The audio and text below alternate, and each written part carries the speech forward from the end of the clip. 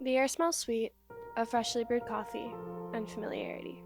Friendly exchanges between strangers interrupt the conversations in my head, but it's not loud enough to forget that this was once our favorite place. You still own that tattered red sweater that hugs your shoulders tightly, the way I once did. Before your eyes turned cold, your heart hardened, and words lost sincerity. The last 36 months play in my mind like a broken record. Our song was a bestseller for a while, but fights were overplayed. I love yous became a meaningless chorus, and the song lost its spark when you discovered a new one.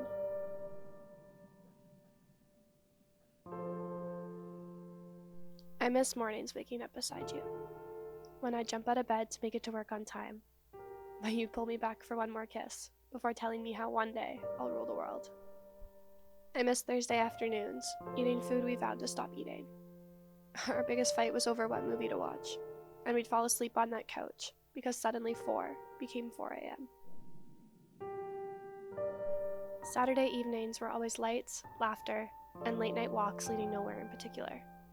We didn't know every step, but knew where we'd end up. Old and gray, still wishing on the same stars, and your hand always intertwined with mine. Soon, mornings were rushed, wasting time having conversations in our heads rather than each other, before running to the shower to wash out the regret of staying silent.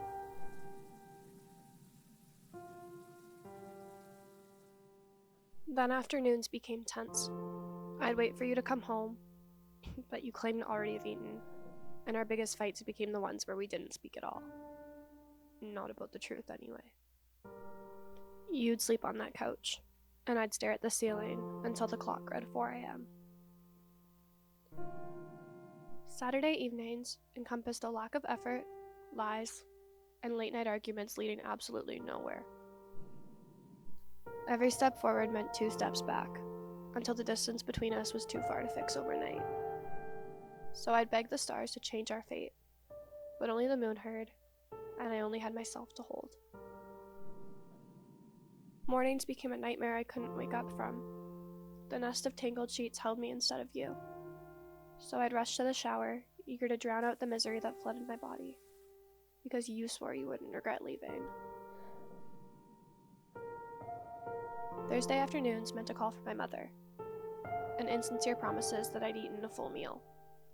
My biggest fight was with friends who begged me to meet someone new, but I was more comfortable on that stupid couch than another boy's mattress at 4 a.m. Saturdays are a blur of liquor, laughter, and long walks home.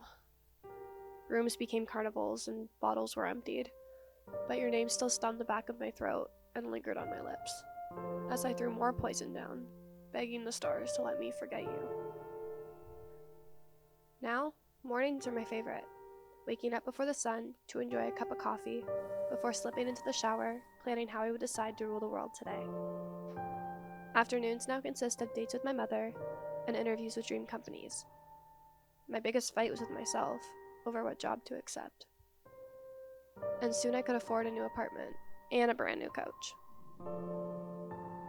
Saturdays are left open to friends, and sometimes myself, with a candle, a book, and absolutely nowhere to go.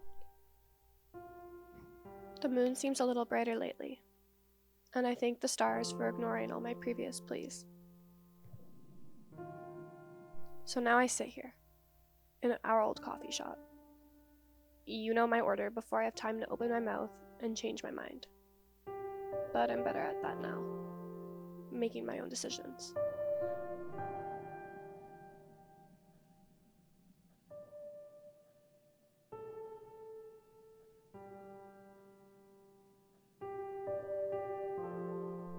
I let the steaming mug singe my fingertips as I watch you brew a new apology in your mind to speak through sweet lips and burn me once again.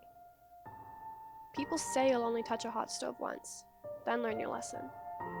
But there's enough scars on my heart to count for every chance I've given you, leading me here once again.